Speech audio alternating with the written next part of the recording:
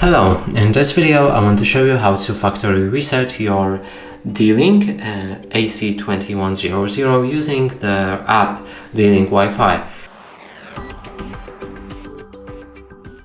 So in order to do this, we'll need to click on the settings.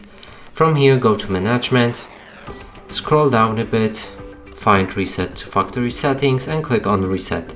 Then say yes, and your device should begin the factory reset. Now let's wait for that process to happen.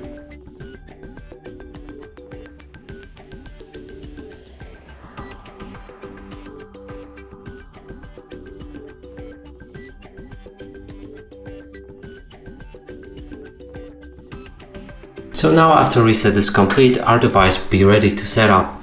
And that's it for this video. Hope you like it. Please consider subscribing to our channel, leave a like and a comment below.